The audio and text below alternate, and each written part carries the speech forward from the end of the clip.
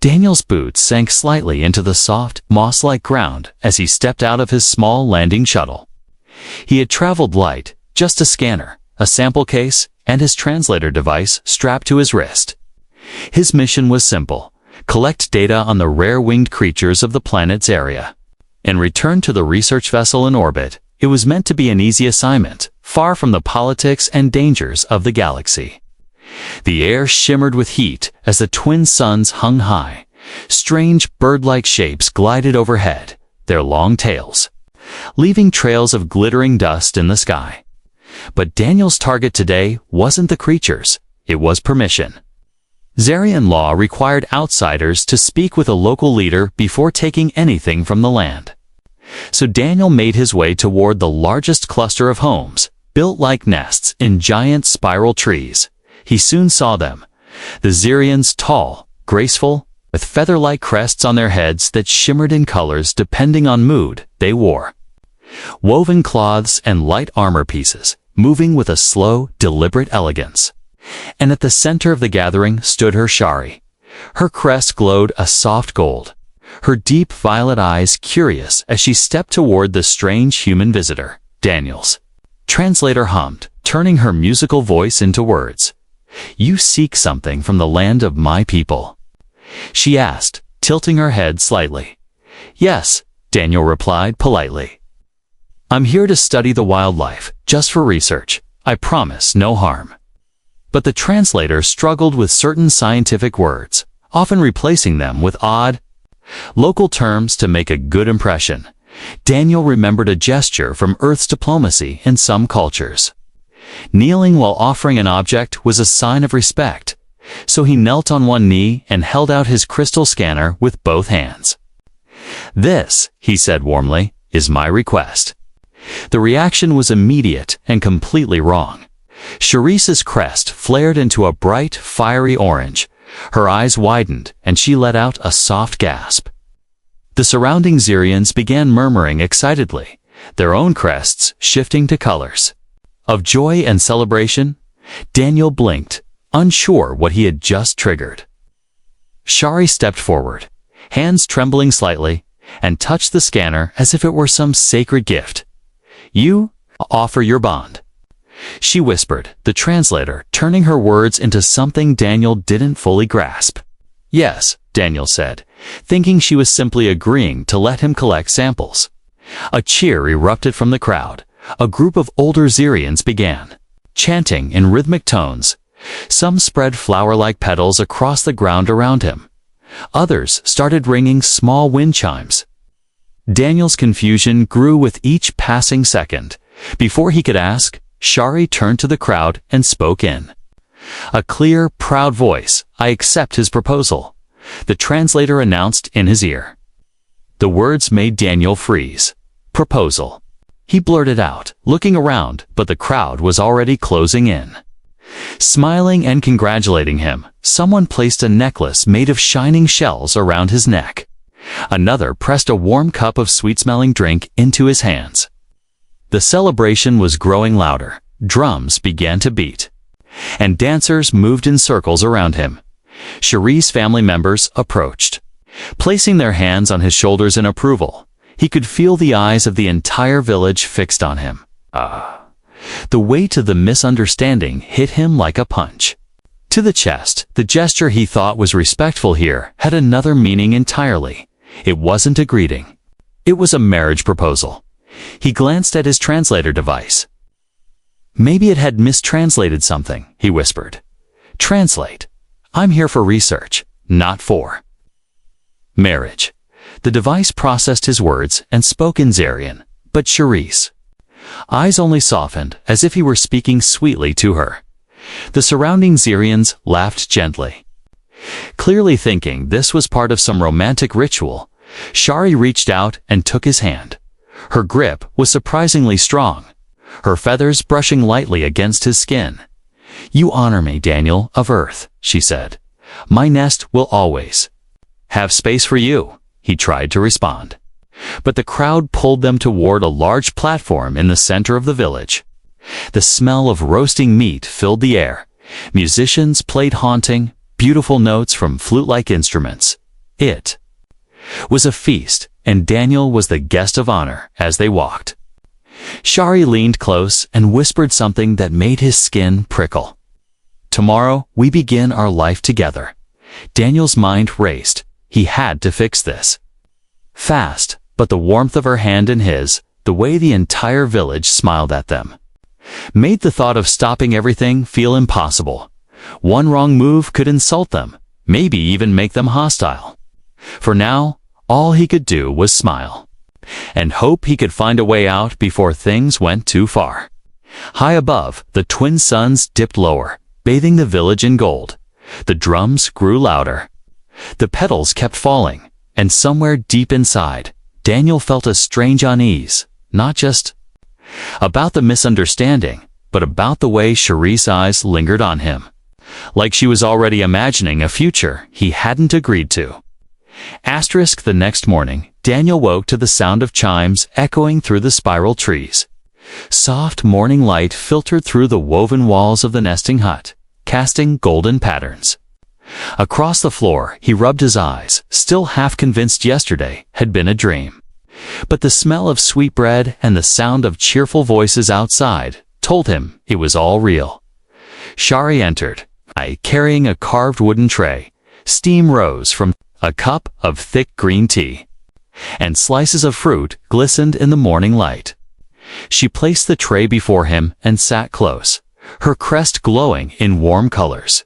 "Eat, bondmate," she said with a soft smile. Daniel tried to smile back, though his stomach twisted. He needed to explain everything before it went too far. He tapped his translator, speaking slowly. "There is a mistake. I am here for science work, not marriage," the device translated. But Shari only laughed lightly. Her crest shimmered a playful blue. "You are shy, Daniel of Earth, but it is too late to hide," she replied. Before he could answer, she stood and pulled gently at his hand. "Come, the elders wait for us, outside." The village was gathered in the central plaza. Colorful banners made of feathers swayed in the wind. The air was alive with the sound of flutes and low drums. Children ran between the adults, tossing flower petals into the air. Daniel's pulse quickened. This wasn't a small meeting. It looked like the entire clan had come to witness something important. The tallest elder, a broad-shouldered Zairian, with a crest of silver, stepped forward, his deep voice carried over the crowd. "People of the nest, hear this. Our daughter Shari has taken a life partner." The crowd erupted into cheers and rhythmic clapping. Daniel's mouth went dry. The elder turned toward him, eyes sharp yet kind.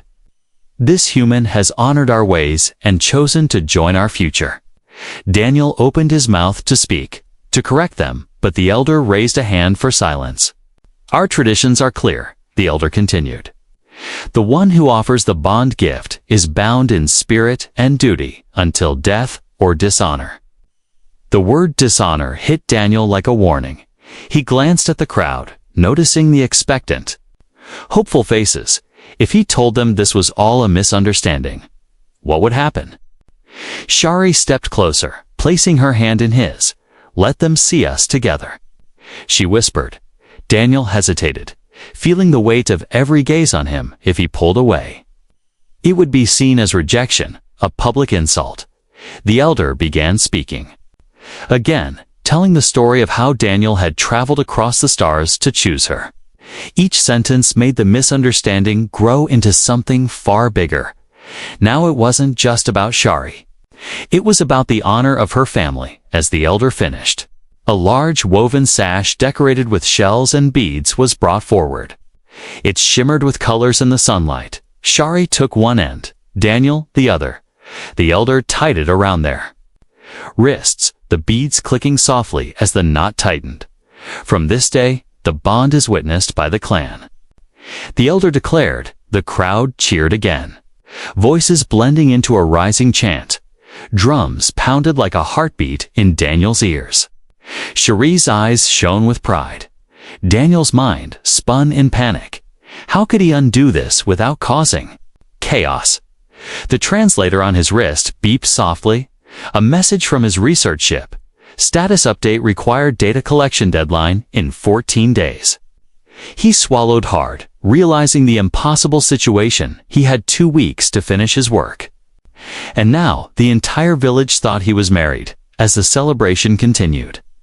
Shari led him toward the feast tables. She introduced him to relatives, each one shaking his hand and offering gifts. One elder gave him a carved spear for protecting the nest. Another offered a pouch of rare seeds. For the first planting of your life together, each gift, each smile, made the bond feel more real and more dangerous to break. In the distance, Daniel saw the young Zarian males watching him. Their eyes were not friendly, their crests dark with envy. One of them leaned toward another and whispered something Daniel couldn't hear. But the way they looked at him sent a shiver down his spine. This wasn't just about misunderstanding anymore. It was about survival, reputation, and an alien culture he barely understood. As night fell, lanterns lit the village in warm light. Daniel sat beside Shari while the clan sang songs of union and trust, but his thoughts were far from peaceful. He wasn't sure if he was trapped, or if something inside him didn't want to leave. Daniel followed Shari up the winding path of the spiral tree. The wooden steps curved around the massive trunk. Swaying slightly with each step, the air smelled of fresh leaves and sweet sap. And from here, he could see the entire village glowing. Under the lantern light, high above, a cluster of woven huts rested in the branches like giant bird nests, each glowing faintly from within. "This is our home," Shari said softly, leading him into the largest one inside. The floor was covered with layers of soft moss and feather blankets. The ceiling was woven from thin branches that let moonlight stream in like silver threads. Small wind chimes hung from the beams, singing. Gently in the night breeze, Daniel hesitated, standing just inside the entrance. "This is very nice," he said, trying to keep his voice calm. Shari's crest shimmered with quiet pride. "I made it warm for you," she said, guiding him toward the center of the nest. Her movements were graceful, but sure, like she already considered him part of her space. A small table sat near the window, holding a bowl of round, glowing fruits. Shari picked one up and held it to his lips. Daniel blinked, unsure what to do. "Eat," she urged gently. "Sharing the first meal is our way." The translator made her words sound formal, but her tone was soft and personal. He leaned forward and bit into the fruit. It was sweet, with a faint spicy heat that spread across his tongue. Shari smiled, satisfied, and ate the rest.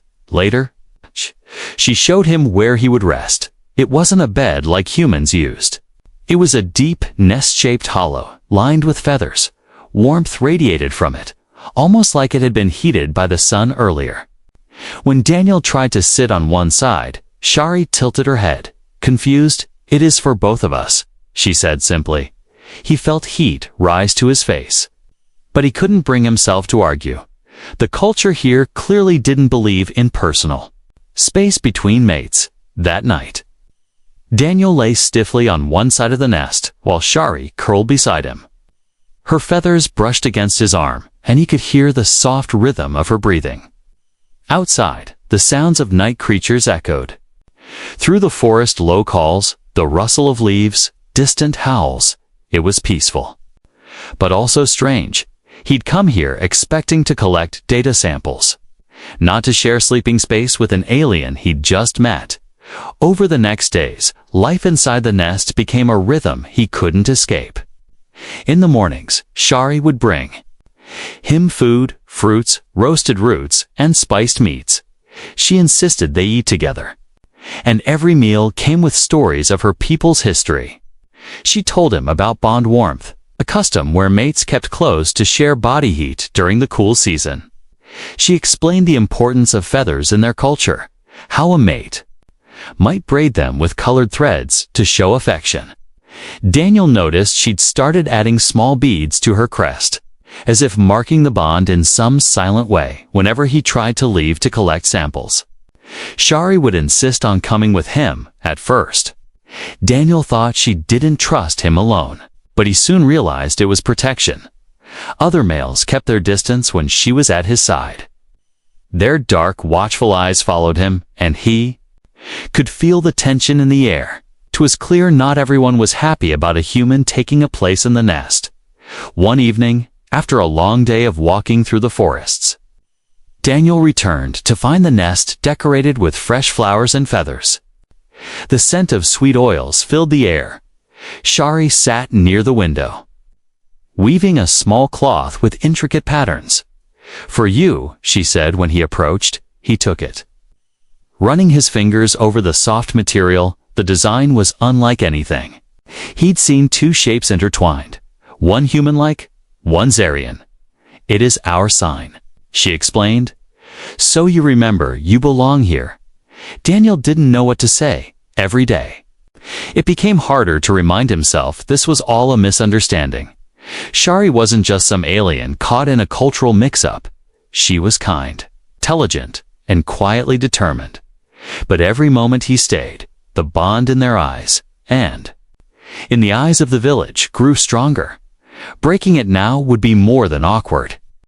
It could destroy her standing in the clan. That night, as he lay in the nest beside her, Shari spoke quietly, almost to herself. "I thought I would never find someone who saw me, who listened," she murmured. Daniel turned his head toward her. Her eyes caught the moonlight, and for a moment, he forgot about the research deadlines, the translator, the misunderstanding. He only thought about the warmth of the nest and the alien woman who had unknowingly claimed his place in it. Daniel was still adjusting to life in the nest when a sudden knock, more like a heavy thud, rattled the woven doorway.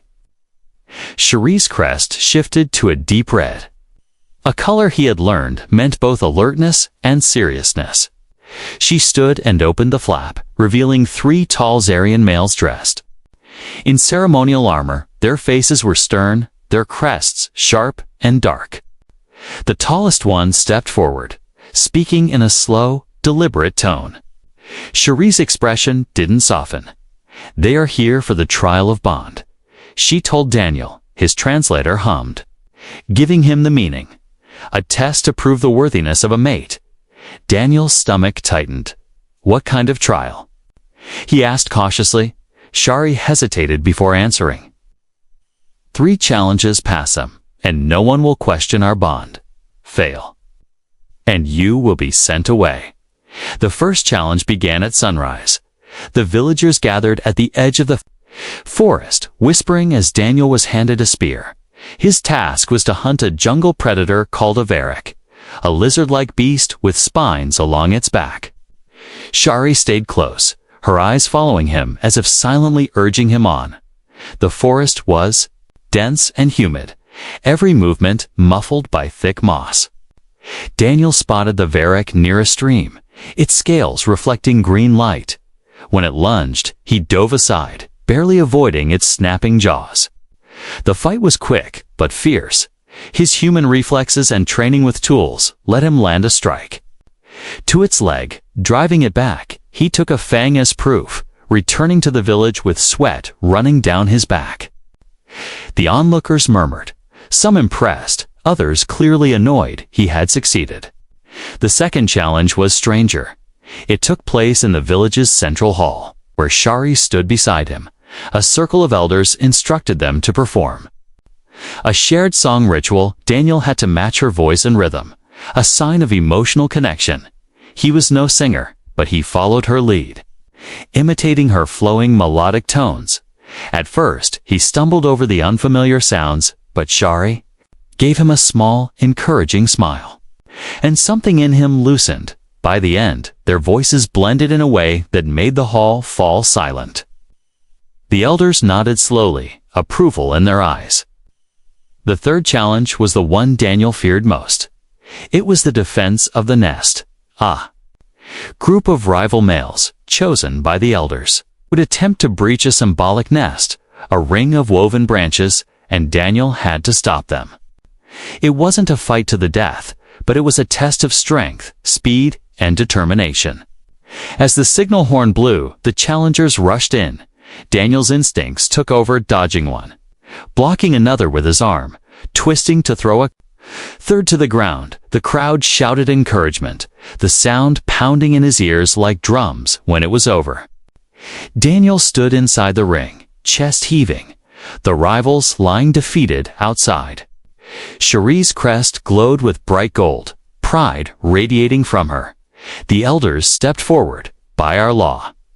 The bond stands unchallenged, the silver-crested leader declared. The crowd cheered, petals falling from above.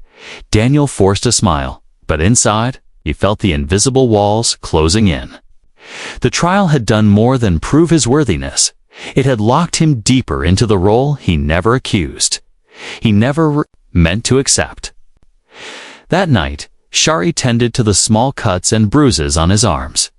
"You fought for me," she said softly, as if it were the most important thing anyone had ever done. Daniel didn't know how to answer every time he thought of leaving. He now saw her face and the weight of the clan's approval pressing down on him. It wasn't just a misunderstanding anymore. It was becoming his life, whether he liked it or not. Daniel was repairing a broken step outside the nest when his wrist translator began to beep sharply. The screen flashed a priority message from the research vessel orbiting Zarya. Mission status: critical data required in 10 days. He froze, staring at the words. If he didn't return with his research samples, the project would fail, and his career could end. Shari appeared beside him, holding a basket of fresh fruit.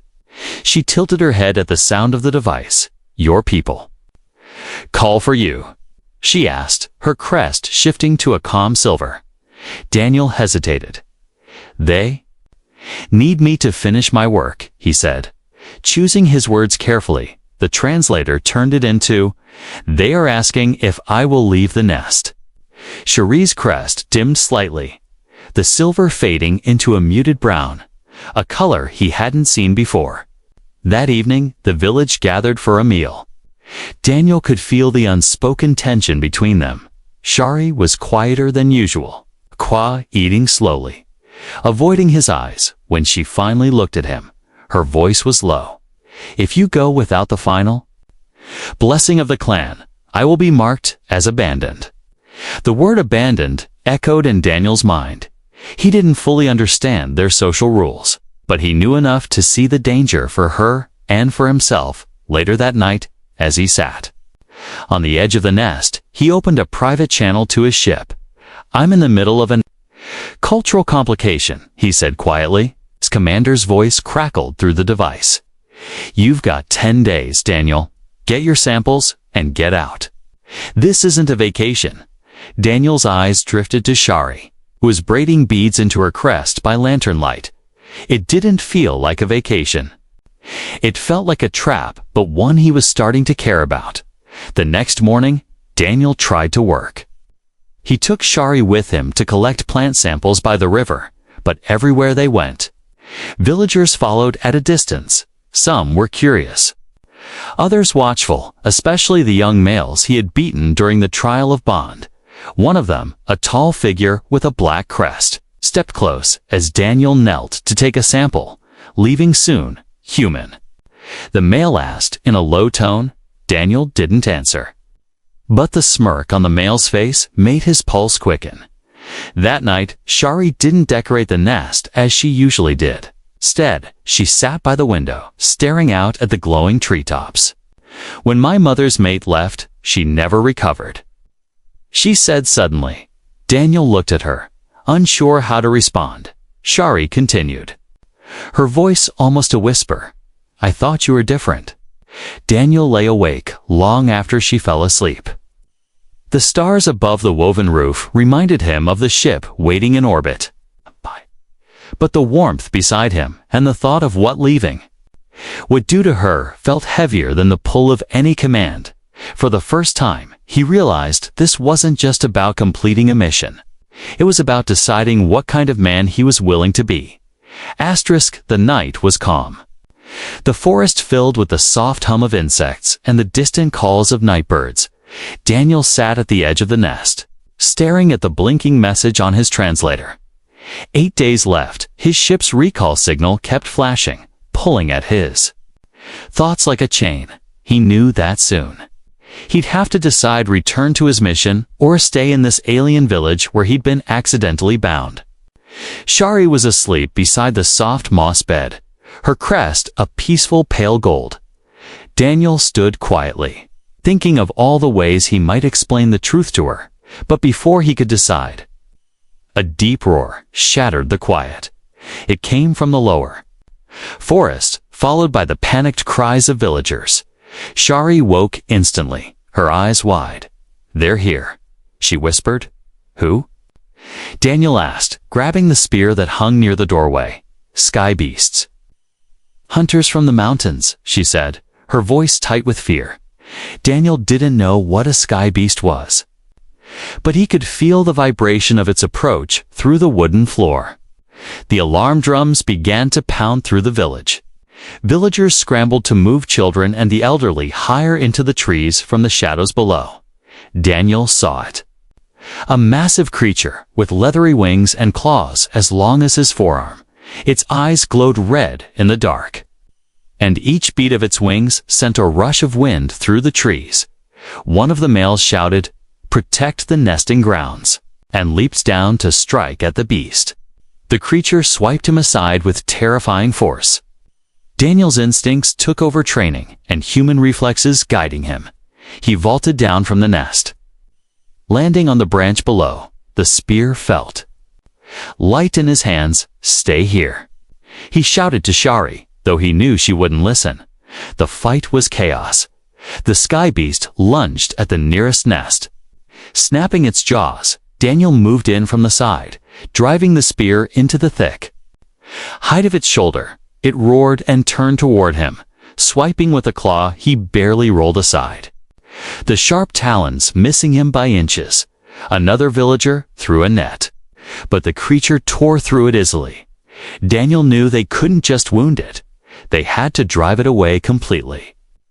Spotting a thick vine hanging above the beast, he climbed quickly, using the spear. He cut the vine so it dropped onto the creature's wings. Tangling them, the beast thrashed, screeching in rage, taking his chance. Daniel leaped down and drove the spear into the base of its neck. With a final roar, the sky beast pulled free and took to the skies, retreating into the darkness. The village erupted into shouts and cries, but this time of relief and triumph. Shari ran to him, her crest blazing gold and orange. "You fought for my nest." "For me," she said, her voice breaking. Daniel could only nod, catching his breath. He didn't realize until that moment that the entire clan was watching them. To them, this wasn't just bravery. It was proof of the deepest kind of bond. The silver-crested elder stepped forward. "Your place here is now beyond question," he declared. Daniel felt the weight of those words sink into him. If there had been any way to leave without hurting Shari before, it was gone now. That night, as the village repaired the damage, Shari stayed close to him. When they finally returned to the nest, she whispered, "No matter what your people say, you belong here." Daniel looked at her, and for the first time, he wasn't sure if she was wrong.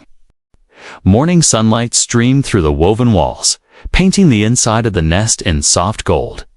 Daniel lay still, listening to the gentle rustle of feathers as Shari moved about the room. She was humming a low, soothing melody that he'd heard many times now. It had once been strange to him, but today it felt comforting. His wrist translator was silent. The recall signal from his ship had stopped flashing hours ago. He had missed the pickup. Part of him expected to feel panic, but instead there was only a strange calm for the first time since landing. On Zarya, he wasn't torn between two worlds he had already chosen. Shari approached, holding a bowl of fresh fruit. Her crest was bright gold with streaks of soft blue colors he'd learned meant contentment. "You're awake," she said warmly, placing the bowl beside him. Daniel smiled. "I guess. This is home now." Her eyes lit up and she sat beside him, You are not guessing. Daniel of Earth, you are home over the following days.